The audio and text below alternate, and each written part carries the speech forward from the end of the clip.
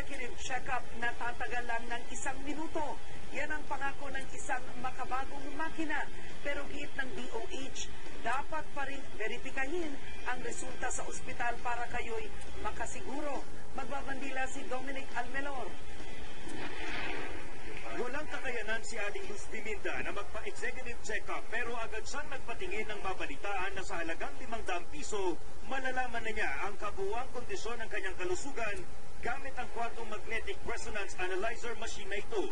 Sa loob ng 56 seconds, na-detect ng makina na may problema si Aling Luz Diminda sa timbang at panunaw. Malaking tulong kaya pupunta pa sila ng ospital. Ayon sa alternative medicine specialist na si Dr. Bong Ramirez, natutukoy ng electromagnetic waves ng makina ang enerhiya ng bawat organ ng tao.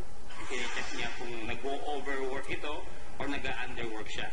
Kapag nagkaroon ng frequency na masyadong mataas ang palo niya o masyadong mababa ang palo niya, kapag lumampas ka sa normal range, ibig sabihin, mayroon dapat i-address sa health condition mo. Malalaman din daw kung normal pa ang reproductive organ ng tao gaya na lang sa erection meter sa kalalakihan.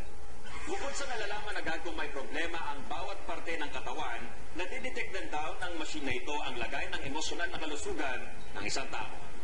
Sabi ng DOH, wala namang masama na subukan ng ganitong teknolohiya. Kung dito sa device, lumabas na mataas sa kanyang blood cholesterol, then tingnan natin sa Western medicine kung talagang tumaas sa kanyang blood cholesterol through blood chemistry.